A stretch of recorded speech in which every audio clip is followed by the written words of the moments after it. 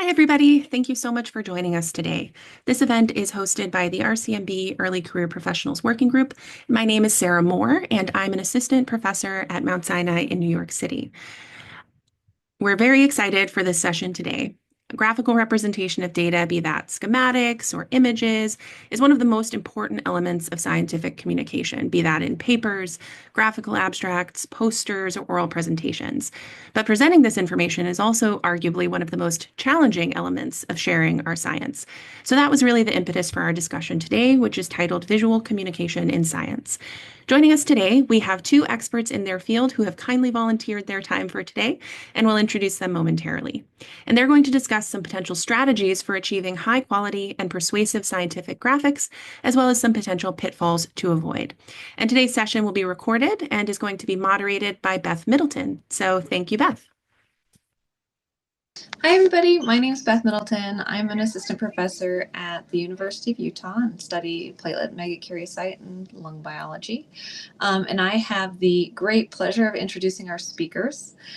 To start, we've developed a few themes that we'll focus on today, and I want to remind you that if you think of any questions during the event, feel free to just pop it in the chat box, and we'll hopefully get to those during the session. We encourage you all to leave your video on if you like, but please mute yourself throughout the presentation. For today's session, the format will be, we'll hear brief presentations from both of our speakers, Ms. Diana Lim, followed by Dr. Halayko, and then we'll delve more deeply into some of the topics raised by their presentations and then open up some time for Q&A from the audience. So let's get started. It is my great pleasure to introduce you to our guest, Ms. Diana Lim, as I said, from the University of Utah. She is a scientific illustrator that I have known for a number of years now, and I'm very lucky to work with her at the molecular medicine program based at the University of Utah. She provides professional graphic support to clinical and bench scientists focused on translational research utilizing molecular biology and genetic techniques. She also teaches an intensive course on preparing quality research figures to postdoctoral fellows and graduate students, and her work has been appearing in ATS journals since 1995, and we are very thrilled and lucky to have her here to share her deep expertise with us. Diana, would you say something? Thank you, Beth. It's a pleasure to be here. Thanks for joining us. Okay, and our second speaker is Dr. Andrew Halayko, who's a professor of physiology and pathophysiology and internal medicine, a Tier 1 Canada Research Chair in lung pathobiology and treatment, and de facto associate head research for the Department of Internal Medicine at the University of Manitoba. He's a leader of the Biology of Breathing Group at Children's Hospital Research Institute of Manitoba, and he leads a long-standing and internationally recognized research program for asthma pathogenesis using in vitro and animal disease model with multi-omics technologies for preclinical studies. Dr. Halayko joined the American Journal of Respiratory Cell and Molecular Biology in 2019 as an associate editor and took the role of editor-in-chief beginning of 2023. Dr. Halayko was co-chair of the 2023 ATS International Conference Committee and was conference chair in 2021 and 2022. He is a past president of the Canadian Thoracic Society from 2016 to 17 and previously served as an American Thoracic Society board director, chair of the Assembly on Respiratory Structure and Function, and chair of the ATS Awards Committee. We are excited to have him here today to share his wisdom. Dr. Halayko. Pleasure to be here. I should be exhausted from the sounds. You should be. It's a pleasure to be here.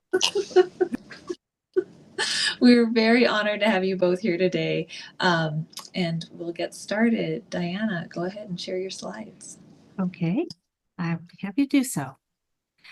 I'm here to speak about the actual preparation of your figures and get this going here. I'll cover two things today.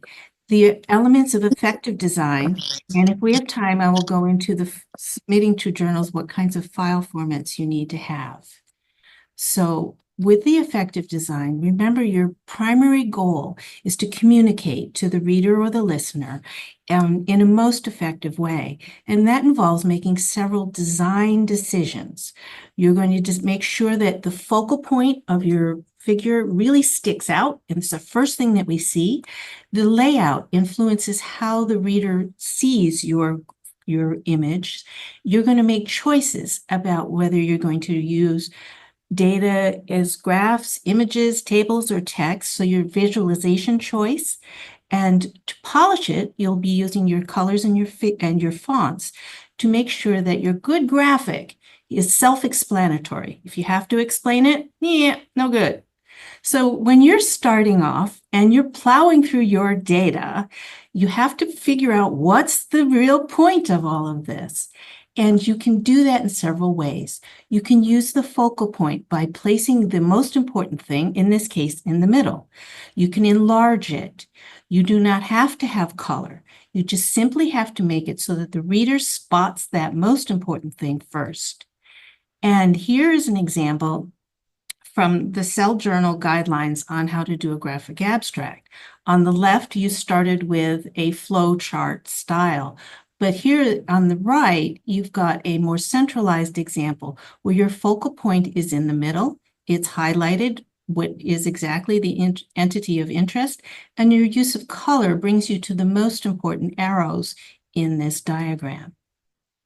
So think about how the reader is actually seeing what you're looking at.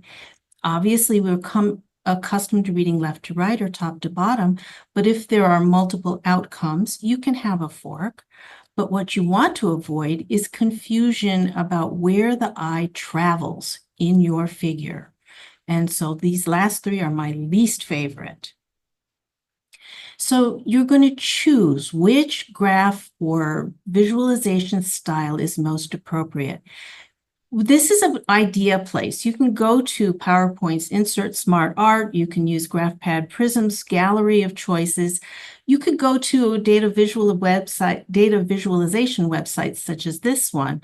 But I actually found a really cool one this week, just in Wikipedia, under their data visualization, where they actually categorize very nicely when you might want to use a graph that shows the relationship of parts to a whole, whether it emphasizes whether it's an interactive or whether we're quantifying various situations. And so your graphical display should show the data and induce the viewer to just think about what's the most important thing in there and reveal the data at several levels. What is going to hit you most importantly first, and what is integrated with a statistical and verbal in your figure legend, for instance. You're going to choose your graph based on what is important. We traditionally showed our graphs as column graphs, but in this case, we can actually show two conditions per population by simply choosing to decolor the data points. By having the data distribution in here, we can instantly see how many subjects were involved and how the data actually spread. If you wish to emphasize that the data spread is not your normal bell curve, you can use a violin plot, which has come in more recently, which emphasizes the actual, in this case, bimodal distribution or a more complex distribution of the data. Whereas a scatter plot immediately brings your eye to the median or mean value and its standard error, and you can still clearly see the division of how the data is distributed. This is a concept table where we were able to grab the two different types of EVs, the pathogenic, comparing it to the protective EV and its signaling factors. And then by combining it with the text of a table, you immediately categorize in your head what the focal point of this figure is about.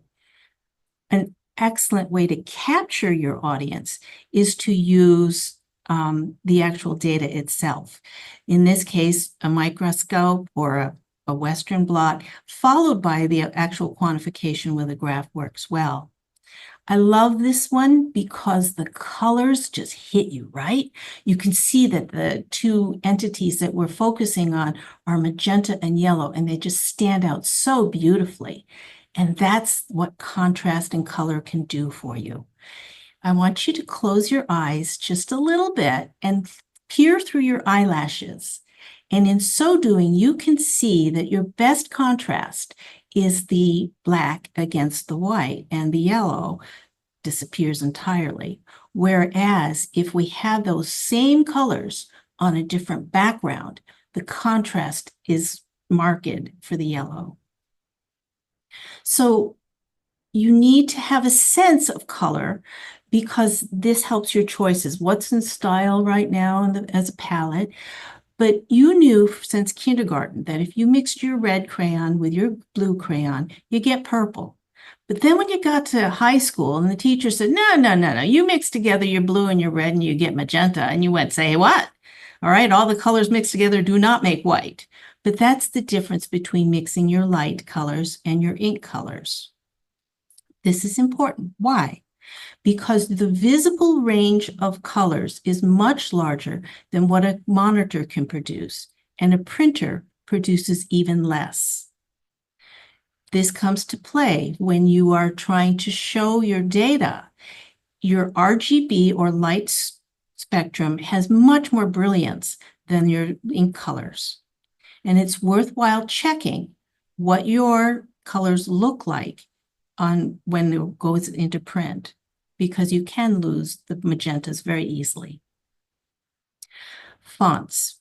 When you're reading your instructions, your journal articles will tell you what size to use, and the most common thing is for people to use too many font sizes and too much bold and comparing too much color. What you really want to do is equalize all the fonts within a figure. And you want to use the sans serif fonts. Sans serif fonts that are most commonly used are your Arial and Helvetica. Your serif fonts are the ones you're accustomed to reading in text, and they have little hats and tails on them, but they actually are less clear in a figure. So you're getting ready to publish, and you've got this huge page of author instructions. Sorry, Andrew, this is taken directly from the journal, and what we need to find out is, where do we start? We start that, believe it or not, with the final size. I suggest that you actually, on your computer, set your PowerPoint or your Illustrator up for the page size. And then if it's a 2-column journal, draw a line from the top to the bottom. Place your data in it. Is your data going to fit into 1 column or not? And then make your fonts, your text, add your text after that. Generally, I use a font size 7 or 8, and the 6 point would be for the superscripts and subscripts. And the 10 point, it would be for the panel labels. So in the author instructions, you also have instructions about the file formats. What does that mean? It's because when you are submitting to your journal, there's multiple steps, of course. But up until the time that you're accepted, you want to have small file sizes for easy email and exchanging files. When it comes to production, we need the larger high-quality files, which are EPS and TIFF. You don't run across those in your everyday life, but you will need it for submission. So what's important is that when you're creating your figure, you actually will have both a mixture of image data. In this case, a research paper starts off with, why did I do this study? And so, yeah, I did it. I observed a phenomena in the creature, and there's staining here, which I'm going to show you in the microscopy image. I'm going to show you the effects of it in time, which is vector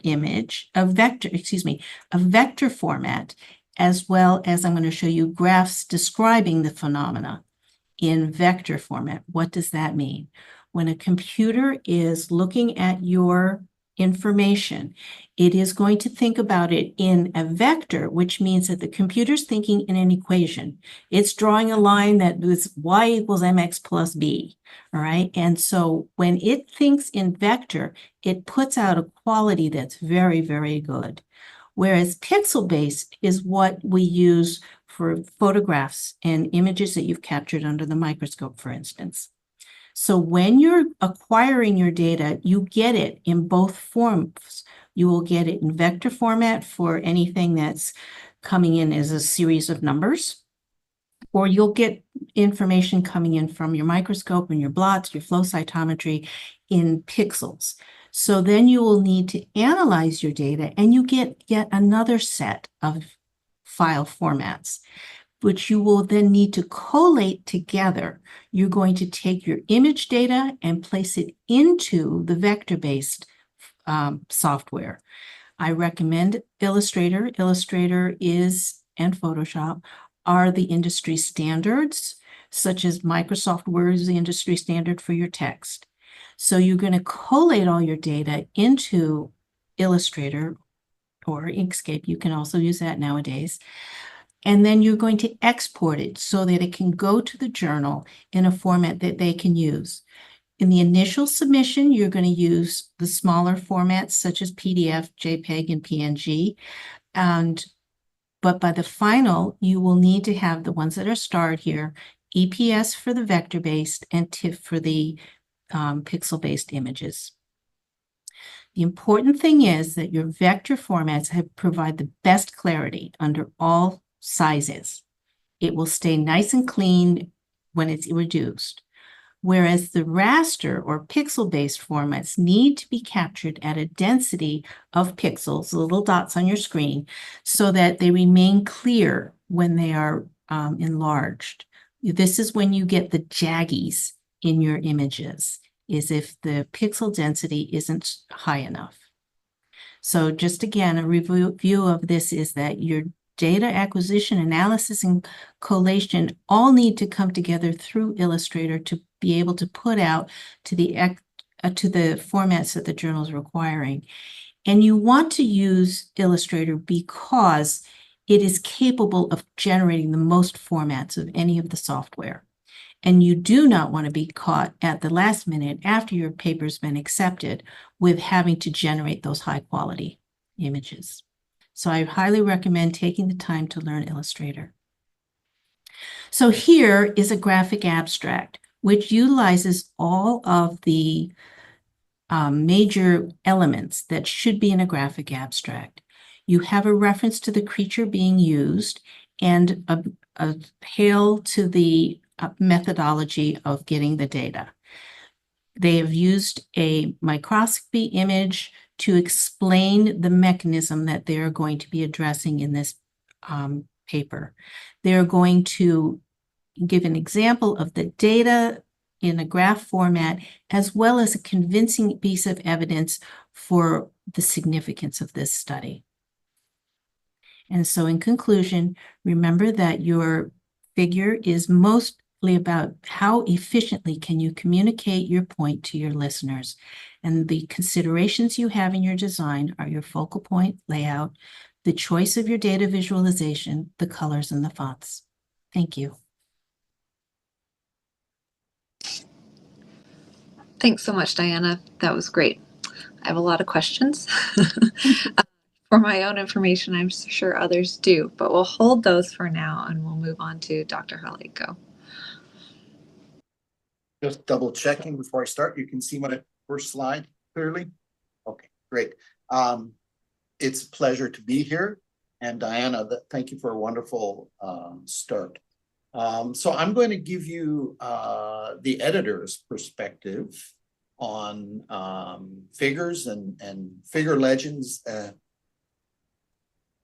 so that I can build a little bit from what Diana has brought to the table. So as was mentioned, I'm currently editor-in-chief of the RED Journal, American Journal of Respiratory Cell Molecular Biology. So I will put everything I say in the context of what we do at our journal.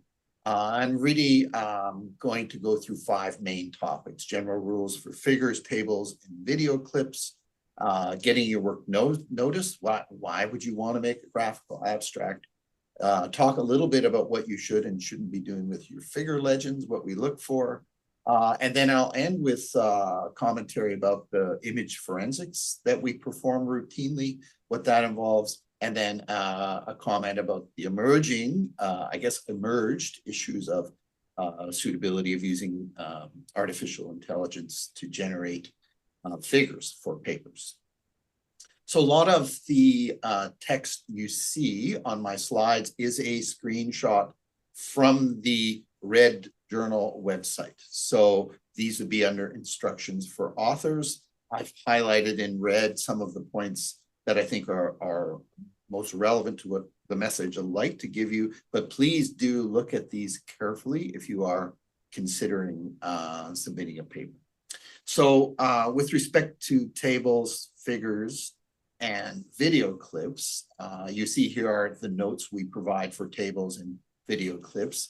And not to go through them all, but take-home messages here is tables are independent of figures, if you want to call them that. They should not be embedded as a panel in a figure. They should be independent on a separate sheet, and they should be self-explanatory where they don't appear in the figure, as I said, or part of a figure legend.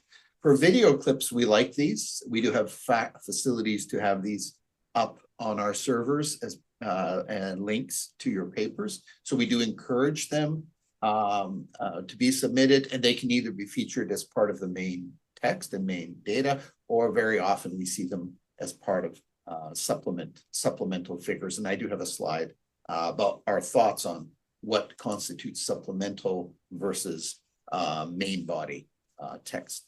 So for figures, there's a lot of information here, but I wanted to point out a couple of things about figures. Number one, in 2022, we updated our requirements and policies, and Diana did a really nice job of showing you the difference between bar graphs or column graphs with data points shown. These are box and whisker plots shown here, and these are an example of violin plots, which Diana also showed. So what we, and I think virtually all journals now are asking for, is that individual data points be shown. The actual format by which you choose to do that, in large part, will be determined by the number of data points. Generally speaking, if you've got 5 or 6, you're probably using a column with individual points shown, or a scatter plot, which Diana showed you. When the numbers start going up, then you may switch to these other formats. So that's the first message, is that I think I know in my own lab with my own trainees, we just go immediately to these formats for our figures. We don't wait till we're preparing our manuscripts. I ask for this format in our lab meetings and such. So we've sort of left behind the traditional histograms and pie charts and things like that we would otherwise have used.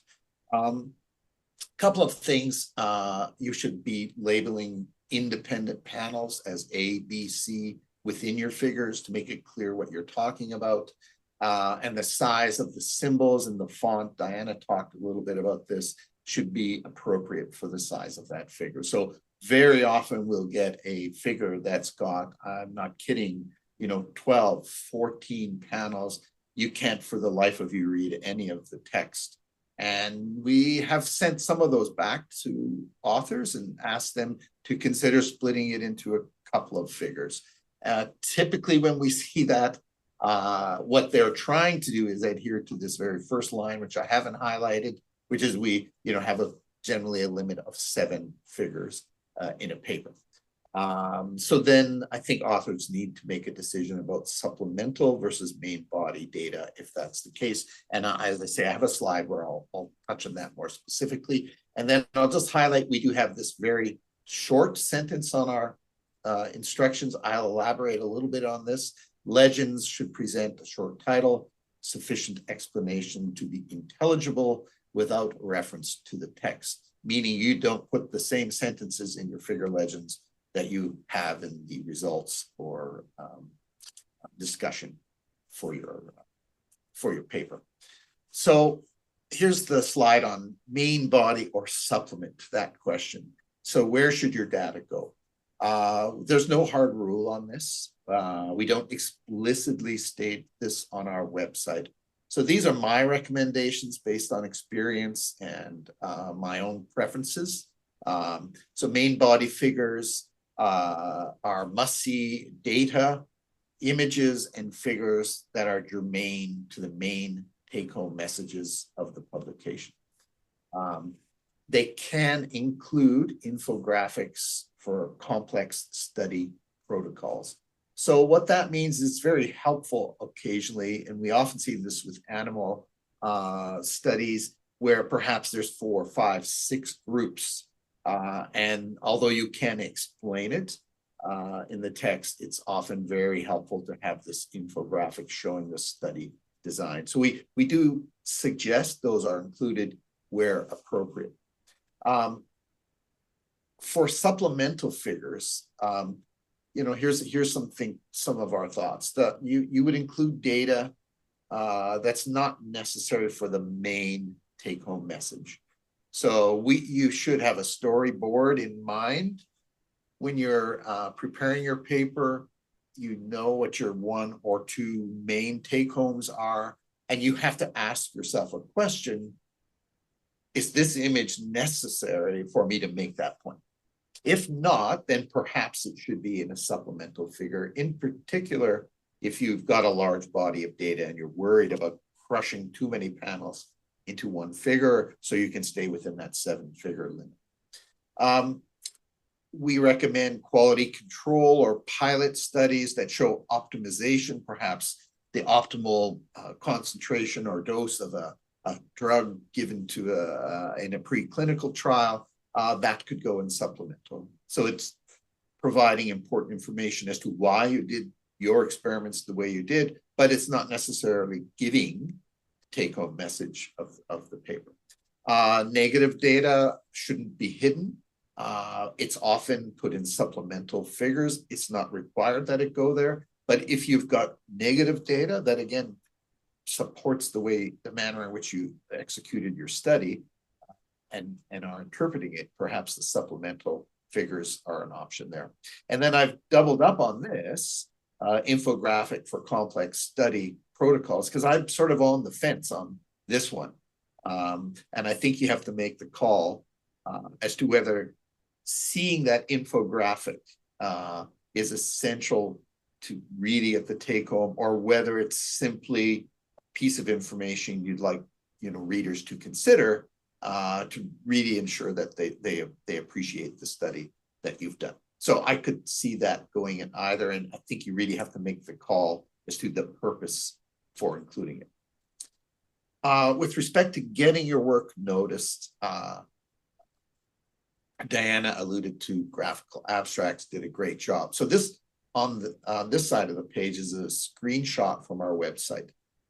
We list the most cited or the most read papers. This is a shot I took yesterday afternoon. And you can see right now, this is the paper that's at the top. This is the figure 1 of that article. It's a perspective article. It's really serving as a graphical abstract, and it has been used in some of our communications strategies to get the word out about this paper. But you get a sense, and I'd be interested, not to pick on Dr. Burgess, who I know very well, who's the first author here, be interesting to know what Diana's thoughts were about this graphical abstract, and does it make the mark? Note here, the figure was created using biorender.com. So when we get to figure legends, I'll mention that this is generally a requirement. The other thing to keep in mind is with a great graphical abstract, we as a journal have other mechanisms to promote your work other than publishing it. We have a podcast and a read in motion video cast series every year. And I think great graphical abstracts go a long way to helping us decide which ones that we pick. And I'll just add one thing here. It's not on the slide. We just launched editor apprentice program within the Red Journal. It's fully booked at this point. We have matched every associate editor with a early career researcher who is an editor apprentice. That group of editor apprentices are now going to be determining the content that we have for our podcasts and our video series. And I think that graphical abstracts would be a great way for you to get them noticed. Last point about graphical abstracts. On our journal, we have in the submission process a very clear request that you consider a graphical abstract, but at this point, we do not require them. If you submit them and your paper's accepted, they will get used to your advantage for us to help get the word out about your work. Figure legends, what's in and what's out. So this would be acceptable information for a figure legend. A title, clearly. There are generally two ways to do this. Descriptive, meaning a title that says what you're looking at. The other is conclusive, which would mean the title represents the main take-home message of that data. And you could go either way with that. I personally tend to lean towards the conclusive type of title than the descriptive. I think it's more impactful, but it's really a personal choice. So you should be telling in a very brief amount of text what you're showing and comparing. So it's a little reference to the study design. Mention what method was used. We used immunoblotting, we used qPCR, et cetera, to generate the data that's perhaps being shown in a scatter plot.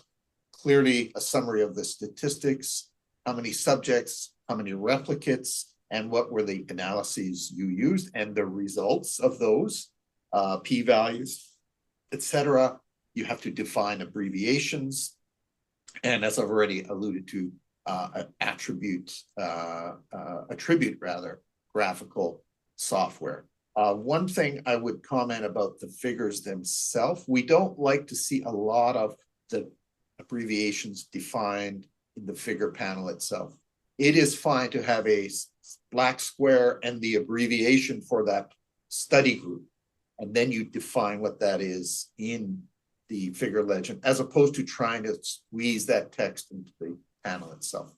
What don't you do? Well, you don't comment on the data, its interpretation, and significant differences between groups. That belongs in the results text. Statements on rationale for the experiments. We did this because X and X previously showed. Not the figure legend is not the place for that. In general, any text that is included elsewhere in the manuscript should not be in your figure legend.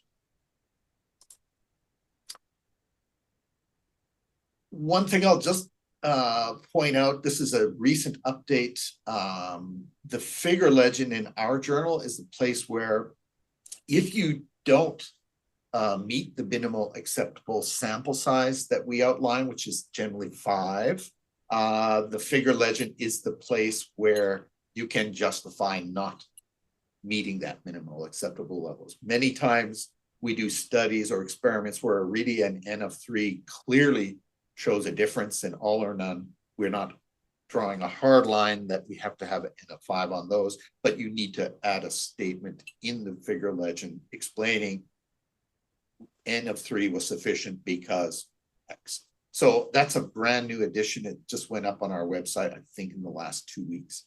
So if you've submitted papers previously, you would not have seen this on our website. Image manipulation and forensics. This is the text that we have on our website. So we tell you electronically submitted figures must be accurate representations of actual research images. Images from different parts of the same gel, and I'm highlighting this one because this is probably the single most common thing that I see when I see the forensic reports is images from different parts of the same gel or from different gels are spliced together to appear to be a single gel. it is perfectly acceptable for you to draw a black line around them, put them side by side and say, they weren't beside each other on the original gel, but we're showing them this way because it makes a lot of sense. There's nothing wrong with that. So I would say when I was a student, a fellow, even early in my career, that was sort of seen as a negative, that if you didn't have it all on one gel. Now I think people are realistic and recognize you can be transparent about the fact that you brought data from different gels together. The adjustments on brightness, contrast, and color balance are acceptable, but within reason. You'll see some of the warnings that come up on image forensics. If you go too crazy on your contrast, and in fact, you have completely zero, no background, which is not possible, and we'll pick up on that. Non-linear adjustments, so changes to gamma settings. Diana could probably explain to us exactly what that means technically. As well as other manipulations such as pseudo-coloring must be disclosed in the figure legends. And then, as I said, all figures that we receive undergo image analysis for inappropriate manipulations. And then what happens when that occurs? Well, I would say on average, once a week, a report sent to me. We have an outside organization, so it's independent assessment. But they're called KGL. They've been in this a long time. They'll send a report to our staff. The staff will share it with me if something's been flagged. And these are the kinds of warnings that we see. The most common ones are blurring and splicing, typically of gels, cloning or duplicating. There it is here, warning 5, images from one to the other. I'd say one of the most common things that I ask authors to change is that they've used the same gel in 2 panels. There's nothing malicious. There's nothing academic. There's no issues of academic integrity, but they're just showing the same gel twice. We don't allow that. You can only show one gel one time. You've got to show a slightly different version of the same gel in the other image. So we look for low quality. If it's low enough quality that we can't tell if it's manipulated, then that'll be flagged and we'll ask for a higher quality image. So we see things like stripes, and this is another one here that I see a lot of areas appear to have been modified, unclear, a precise method. If I was to anecdotally tell you what most of that is a bubble on a Western blot that's over a gel. When I see that, I know what that is. I just say, no, that's fine. So I'm just trying to give the audience a sense of the kinds of things we can pick up on. So we get papers submitted. They go through this independent image forensics as well as plagiarism checks. No issues, continues on its way. If there are issues, I'm contacted. I make a decision as to the seriousness of it. My letter to the authors the tone of it will be determined by whether it appears there's academic integrity involved or whether it's a bit of sloppiness or just over exuberance. I would say 98% is the latter. It's just people being a little too over exuberant. So you can take solace in knowing that there aren't a world of cheaters out there trying to publish fake data. The manuscript can be withdrawn, or they can continue review after the authors have corrected it. My last point is simply AI and figures, artificial intelligence and figures. I would draw your attention to this recent editorial that the editors of all the ATS journals got together to write, as well as leaders of our publication and policy committee. Dr. C. Middleton, who's the editor-in-chief for the time being of ATS Scholar, is the lead author on this. It's published in the Blue Journal, and really the highlight is in the red box here, which is that you have to tell us if you've used AI. BioRender, we could argue as to whether that's AI or not. I'm not so sure that it qualifies. But essentially, we're not banning AI in figures, but if you have used it, you must declare it. And if you've used it in a manner that should otherwise mandate that person being an author, that doesn't count for us. You can't use AI as an author. So I would encourage people to just look at that editorial. It's short, it's sweet, it's very clear as what you can and can't do. Strong emphasis on the text, but also includes images and image generation. So again, the take home here is attribution of graphical software in figures if you've done it. So this is what I've gone through with you. I'm happy to talk about all of it going forward. And then I'm going to do this shameless self-promotion, since I have you all as captive audience, that we currently have a call for papers on developmental origins of lung disease across the lifespan, which happens to be consistent with the basic science core at the upcoming 2025 ATS meeting. So please consider sending your work to us on that. And I'll stop there. Thank you so much, Dr. Halayko. I'm going to ask first a follow-up question about the forensics that you just discussed. At what stage of the review process are the figures going through forensics analysis? They're generally already in the review process. As you can imagine, there's a lot of papers. So the process at RED is paper comes in. I will assign it to 2 associate editors. They will make a decision as to whether that paper goes out the door. We reject about 60% of papers at that stage. It's even a little higher. So those papers are generally not going through forensics. It would be an enormous amount of work. If the paper goes forward, it could undergo image analysis at any time after that. It doesn't have to come back. It could be in review. We've had some where we've confused authors because they were getting a major revision from their associate editor, and at the same time getting emails from me saying you've got to change these figures, and then they combine them in one response, and they didn't realize they were dealing with 2 separate processes. So yeah, anywhere after they've been selected for external review.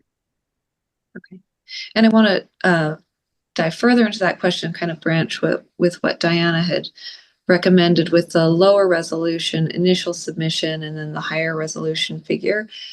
Diana, can you comment? What are the benefits of submitting a lower resolution figure initially, and does the forensics impact? I mean, does the resolution of it impact the forensics that are done? Sorry, combined. If I interpret it correctly, the main advantage of smaller files is for the transmission and the multiple steps that the review process is going through. We actually have very good compression programs now. So both the TIFF and the PNG don't lose very much quality during the course of being compressed for rapid transmission. So that's not really a problem. And of course, any of your vector base is going to stay high. So that's not really a problem. It really doesn't impact the forensics, because your image flags are things such as the background being washed out and so forth. And those are going to show up anyway, no matter what. So it doesn't really affect the forensics. My practical experience is when we see warnings about resolution being too low, you can see it with the naked eye. Yeah. It's blurry. You're squinting. You're trying to blow it up on your screen and you can generally tell. I think the number that's on our forensics is 72 dpi. If it's below 72, they can't do anything. That's pretty low. That's very low. Yeah. So.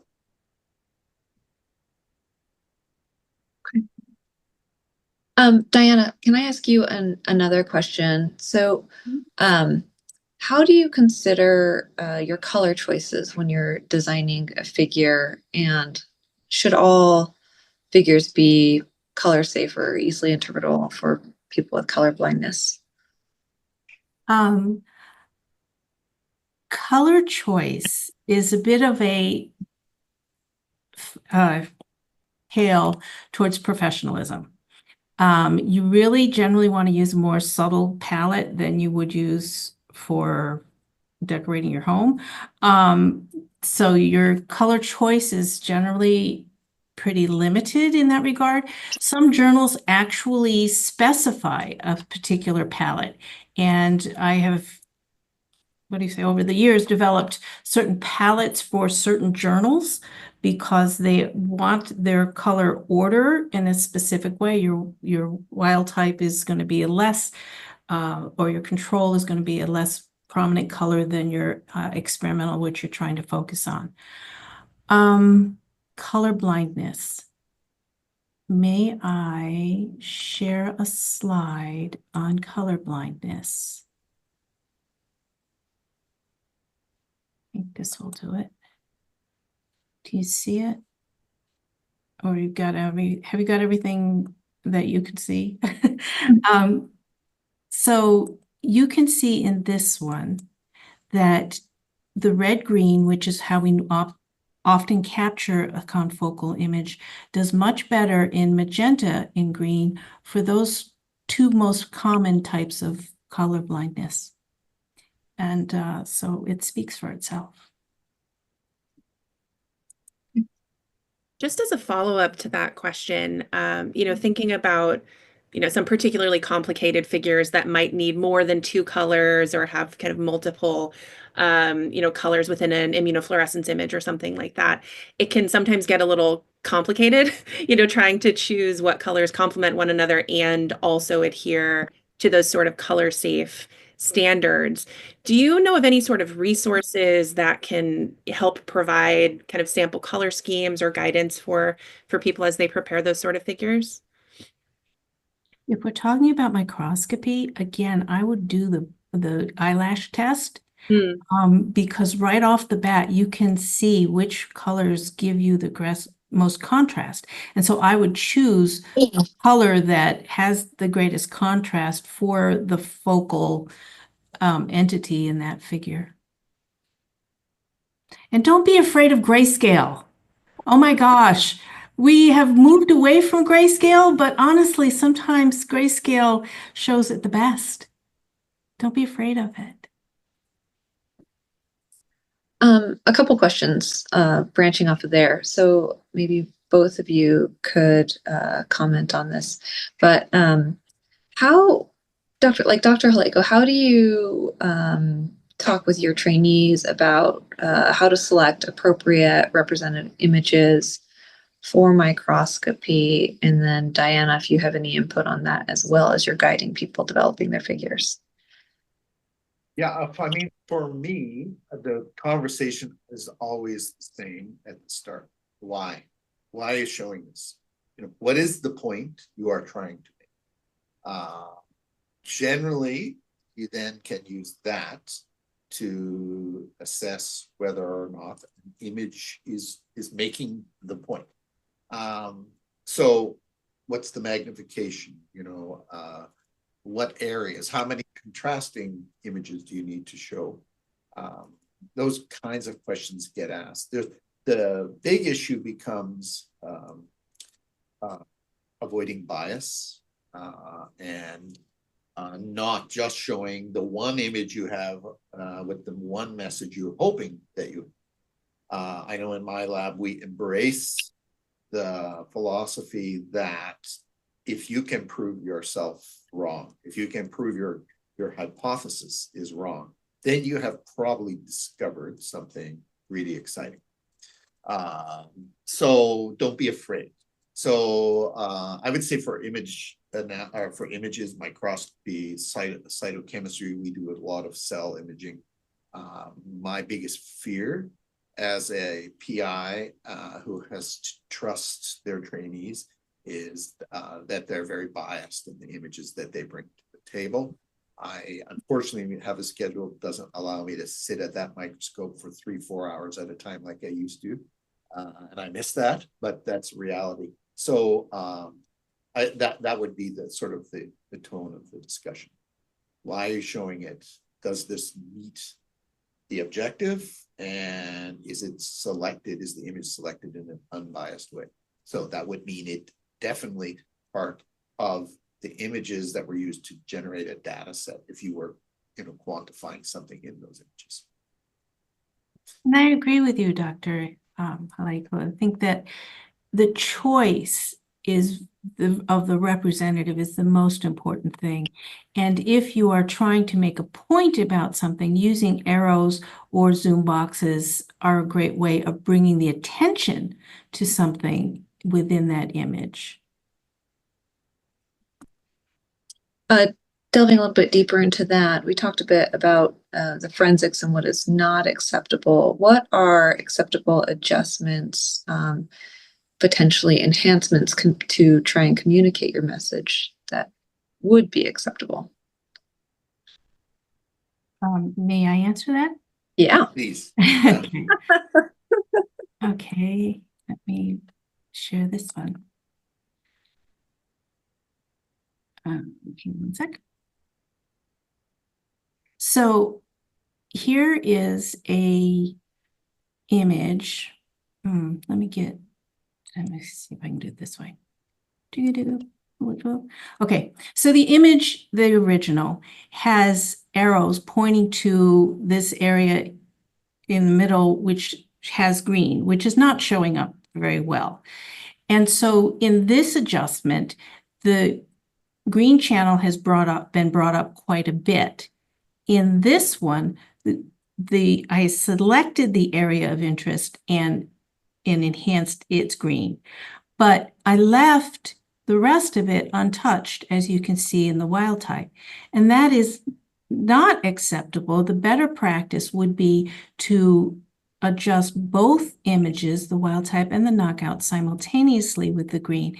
And so therefore you can see that the knockout also has been increased simultaneously. So this is not acceptable. You can magnify, you can crop, and you can use arrows to show something is important, but you want to do any color adjustments to the whole image, and don't enhance just one part over the other. Thank you for that, Diana. That's really very clear and spot on. Thank you. It's I appreciate that. I'd love to share this with some of my associate editors. So, because this is a very often question that comes up with editors, has been overly manipulated, but yeah, it's very clear. Thank you. Yeah, that's super. Oh, sorry, Elizabeth, you can go ahead. Oh, yeah. Okay, sorry, I had a question regarding these microscopy images. Yes.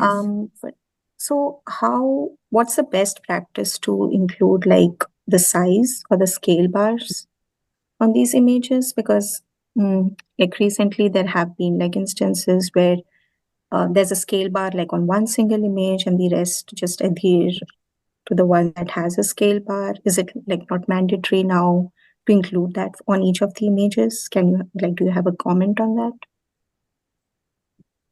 I prefer to have the scale bar on the image itself without the measurements, but that depends upon the journal. Dr. Halayko, would you like to comment?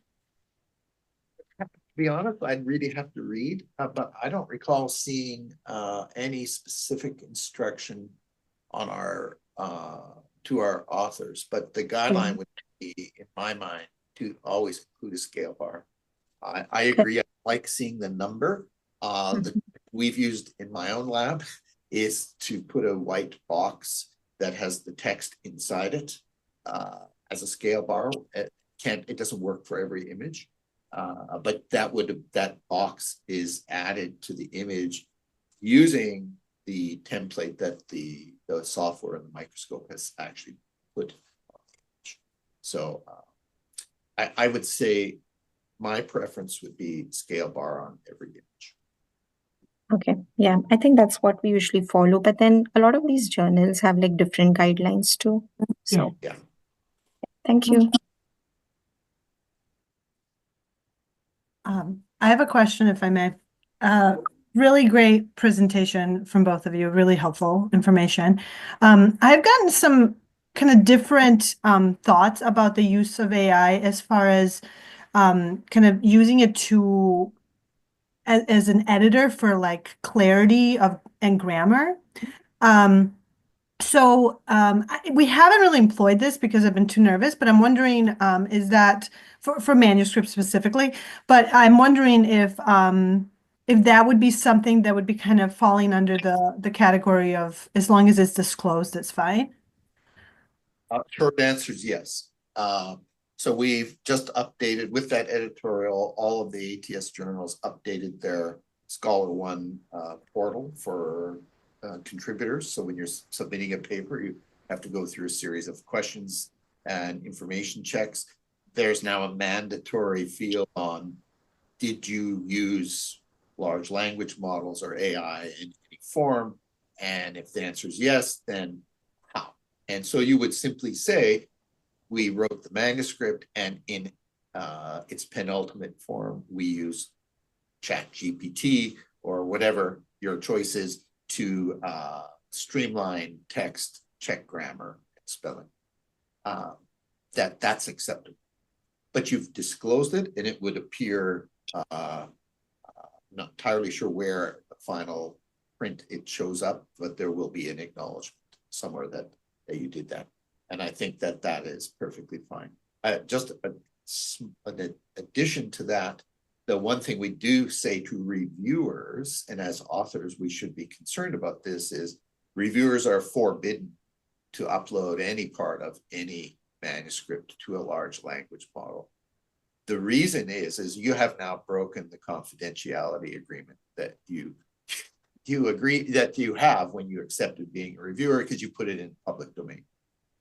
So you cannot use it, but we do get reviewers who will say they've used it for exactly what you've just described. You know, we wrote our review and then we used X to correct our grammar in English, and that's very often when English is not first language. Acceptable, but they cannot upload the text of the document to the large language model. That's great, thank you. Can I ask one last question before we close out the session? And this goes back to graphical abstracts. Dr. Halayko did a great job discussing the role of the graphical abstract. Are there any red flags that we should avoid? Feel free, both of you, to chime in. Diana, you're the expert. I feel more like an audience member when it comes to graphical abstracts. It's either like art. I'm not an art aficionado. No, I see something that moves me and that I like. You know, the graphic abstract, I love the way you described that you're using it in multiple ways. And it should speak to multiple audiences as a result. It should be immediately obvious to a layperson of maybe college reading level what the paper is about. It should have an interest level, its significance to people, why they want to read that article, why they want to be a part of it. So the red flags are, it didn't do that. It did capture your interest immediately. That's a big red flag. So overcrowding goes right there. Too many arrows goes right there, right? You just too much text. It should be a minimal amount of text. Those would be, I guess, the main red flags that pop up to me.